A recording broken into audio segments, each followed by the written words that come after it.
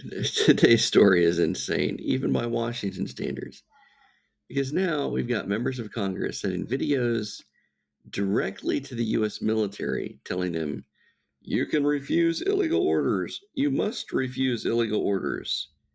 That is a real quote from their video. Now, let me make something clear. Soldiers are trained to follow orders.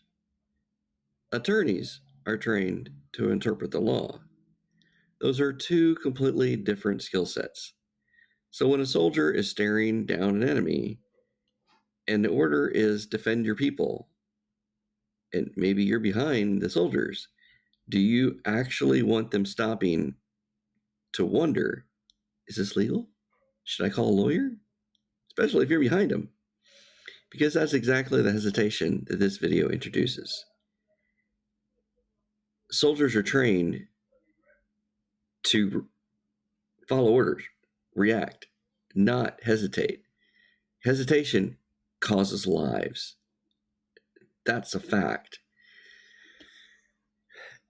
So, honestly, when elected members of Congress publicly encourage the military to question the chain of command during a period of global conflict, it sounds a whole lot like something borderline treasonous to the average American. President Trump responded by calling their message seditious behavior punishable by death. That's a direct quote from Reuters. Now, whether you agree with him or not, because obviously, these Congress people, they don't like what he's doing. They don't like what he's telling the military. But that doesn't matter. He is the president. He has the authority to tell the military to do things. So, yeah,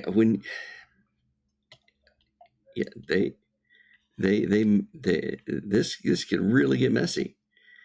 So whether you agree with him or not, this is the most dangerous messaging any politician has aimed at our armed forces in decades. You never weaponize troops against the commander-in-chief. You never inject legal hesitation into comment. That's how Americans get killed. Now, shifting over, let's talk about the Epstein files. The same files that Democrats screamed to release because they thought would bury Trump. For months, it was, release the files, Trump's going down, he's on the list. But now that the files are coming out, Democrats are the ones taking the hits, one after another. Suddenly, the same people who demanded transparency are doing what they always do: lie, deny, deflect, pretend this isn't the exact thing they begged for. And let's add one very real detail the media is downplaying. So, this is a quote. So, there's a 2013 email where Jeffrey's team invites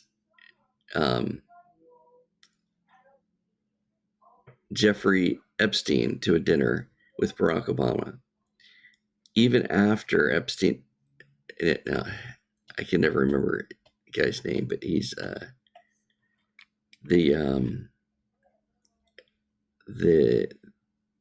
call him the Walmart Obama, but that's the Jeffries I'm talking about here. Brooklyn's Barack. He's invited to a dinner with Barack Obama, even after Epstein's known criminal status. And when asked about it, the response was denial, deflection. He says, you can't believe what's in those files. Let's focus on the victims anyway. It's funny how that changed when the files were about Trump. Because when they thought the files were about Trump, release the files, release the files.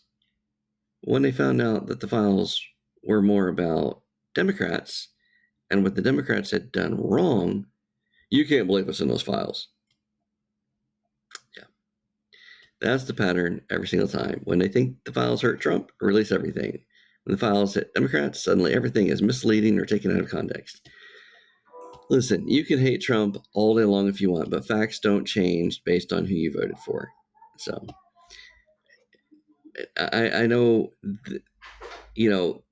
this story today probably seems really biased, but honestly, This is just news. This is just raw news. I'm not taking anything out of context.